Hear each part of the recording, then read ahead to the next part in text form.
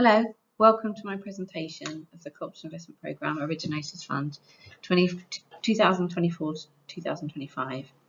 My name's Lise and I'm the Arts Development Manager at Bristol City Council, and I have brown hair, big black glasses and red lipstick on. So yeah, this is my chance to tell you more about the fund. So what is the Cultural Investment Programme?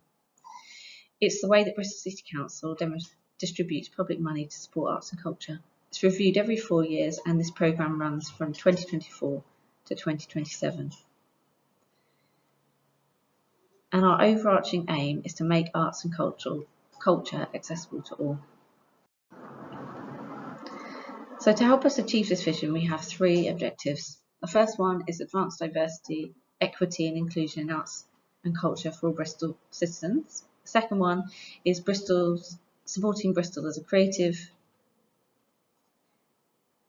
city full of ideas, creativity and engagement. And the third is invest in people, places and partnerships to respond creatively to need and support social change. So those are our 3 aims that everything is guided through. But we also have a guiding principle, which is to help Bristol address the threat of global climate and ecological emergency. So this underpins all of the aims, and every application has to tell us how they're going to address that. So how is the funding distributed? We do this through 3 grant programmes. Openness, which is a 4-year core funding for established arts and cultural organisations. Imagination, which is 2-year project funding or unrestricted funding. And Originators, which is what this presentation is about, which is 1-year project funding. So a little more about the fund. It's designed to offer grants for Bristol-based individuals or organisations to run events and arts and culture activities that take place within 1 year. So that's between 24 and 25. You can apply to Originators Fund for between £500 and £5,000. And what's really brilliant about this fund is you can apply for 100% of the funding you need for the project. But you can also combine it with other funding that you have if you're applying for money from other sources, and you can increase the scale of your project. We have had projects in the past where people have applied for 100% and that's what they deliver, but we've also had projects where people have applied for the funding and then added that to a larger project budget to have more impact and scale for their project. And in your application, if you tell us what you have secured or unsecured if you are combining with a wider budget. So your project must take place between May 24 and the end of April 25. And some of the events that we fund are over a short period of time, and some events are over a long period of time. It can really depend on your idea and what you want to do. So we can only fund your Originators application if you're based in Bristol City Council local authority area, if the project is arts, events and cultural activity focused, and if you're a non-for-profit organisation, for example, a registered charity or community interest company, a non-affiliated organisation, e.g. community group, collective organisation who do not have a formal constitution, and you're an individual who's over 18 years. Unfortunately, we cannot accept applications from organisations based outside Bristol, although you could work with a partner that is outside Bristol, but the lead partner must be based in Bristol. We can't work with schools, but they may be included as partners and participants. Public sector organisations, but again, they could be included as a partner. Private sector, so that is a profit-orientated organisations we cannot fund. Housing association and registered social landlords, but again, could be included as partners. Organisations with someone on the board with financial, property or other interests that would benefit from the application, and students. So, have you applied for Originators before? If you can still apply. If you've had a successful or unsuccessful project, then please still consider applying for Originators.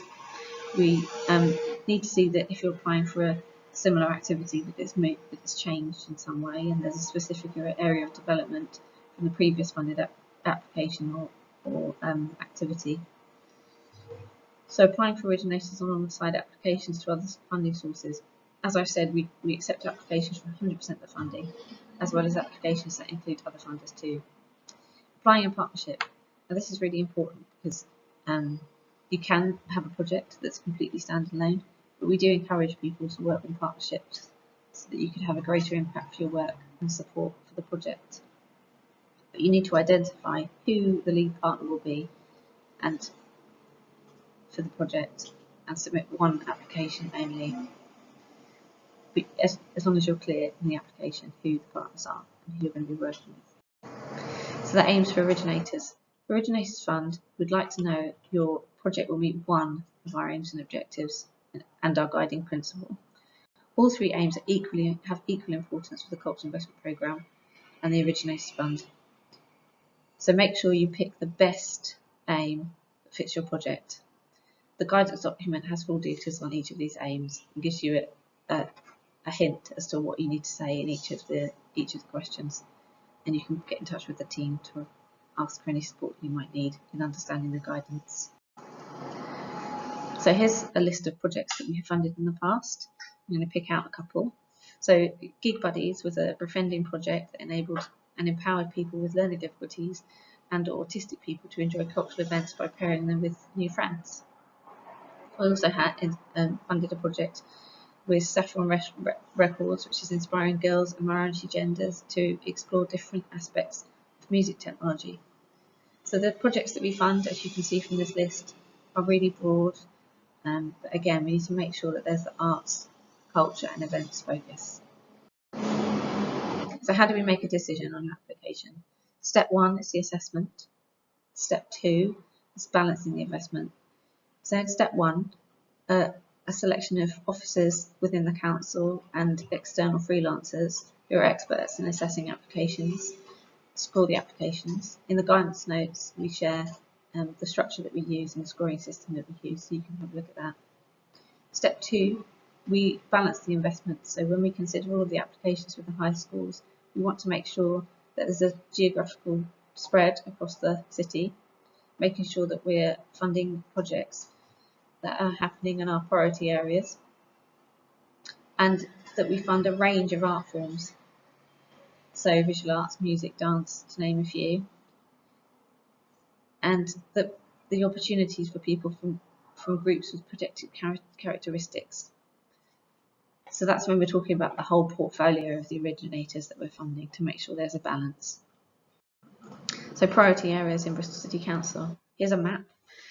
In the red, these are the areas that have the highest deprivation indicators, and in green, less deprived.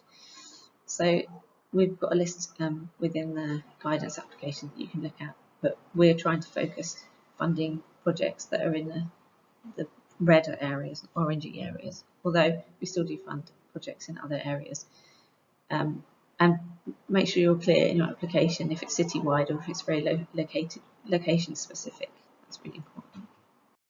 So key dates. So the applications are open now.